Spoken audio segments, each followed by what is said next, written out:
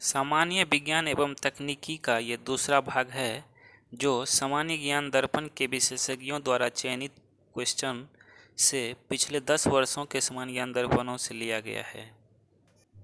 प्रश्न है, पैरिडॉक्सिन किसका रासायनिक नाम है? पैरिडॉक्सिन विटामिन 6 का रासायनिक नाम है। अगला क्वेश्चन है, शुष्क छिपाक का कारण क्या है? शुष्क छिपाक का कारण विटामिन ए की कमी है।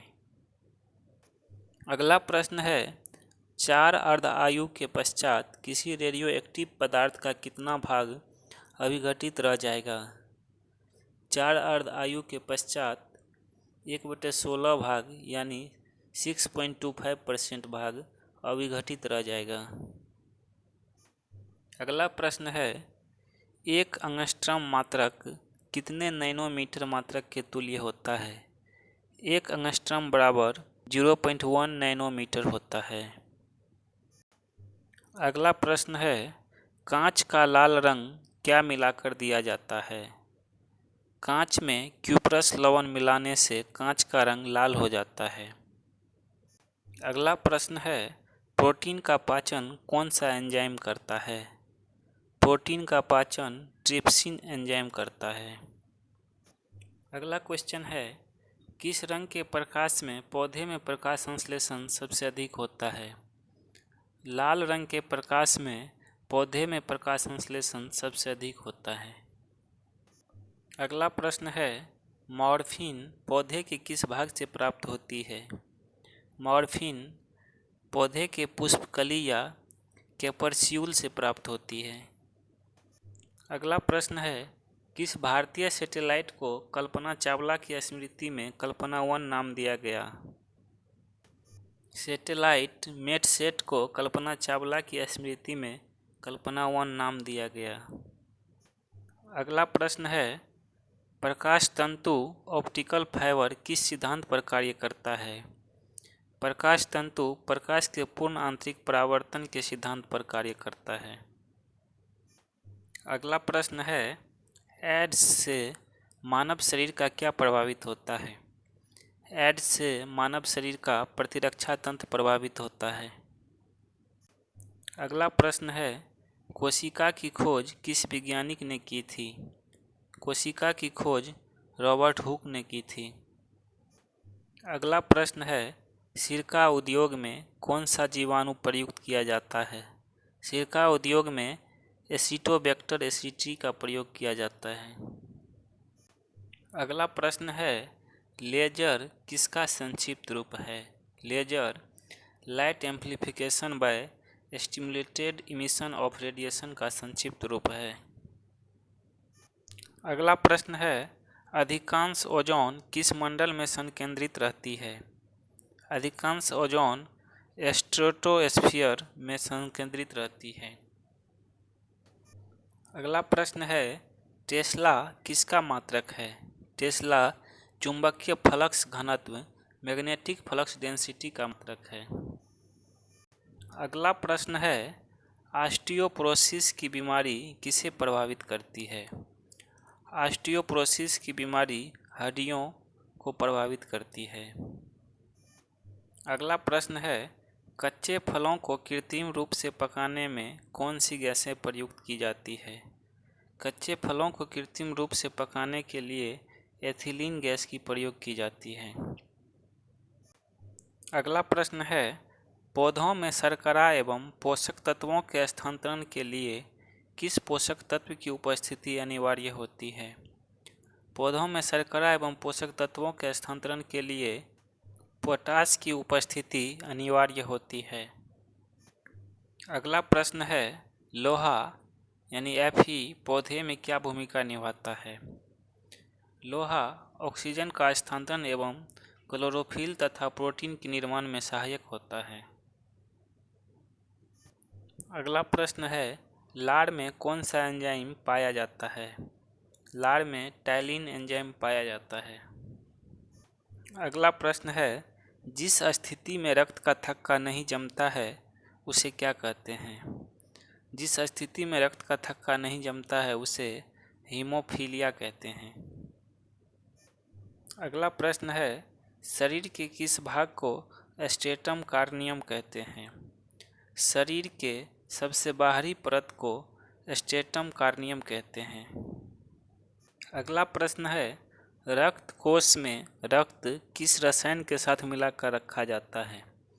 रक्त कोश यानी ब्लड बैंक में सोडियम नाइट्रेट व डेक्सट्रेट के साथ ब्लड को रखा जाता है। अगला प्रश्न है, कॉपर सल्फेट को किस अन्य नाम से आमतौर पर जाना जाता है? कॉपर सल्फेट को ब्लू विट्राल के नाम से जाना जाता है। अगला प्रश्न है, कंप्यूटर से संबंधित शब्द कोबोल का क्या अर्थ है? कंप्यूटर से संबंधित शब्द कोबोल का अर्थ है कॉमन बिजनेस ओरिएंटेड लैंग्वेज। अगला प्रश्न है, गैस विसरण का नियम किसने प्रतिपादित किया था?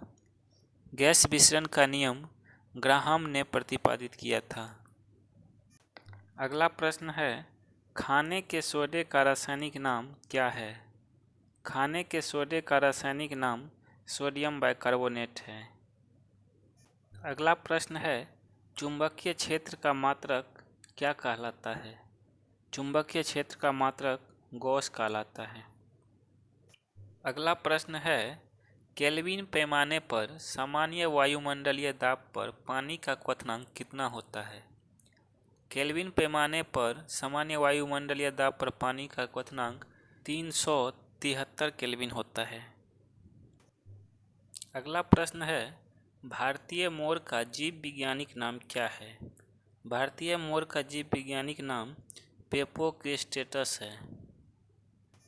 अगला प्रश्न है, शरीर में रक्ताल्पता की बीमारी को किस नाम से पुकारा जाता है?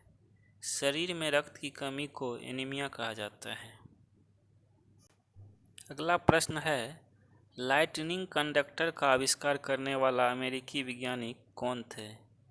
लाइटनिंग कंडक्टर का आविष्कार करने वाला वैज्ञानिक बेंजामिन फ्रैंकलिन थे। अगला प्रश्न है, एक व्यक्ति एक संवेदनशील यानी सेंसिटिव तराजू पर खड़ा है। यदि वह गहरी सांस अंदर लेता है तो तराजू की रीडिंग क्या होगी? तराजू की रीडिंग घटेगी।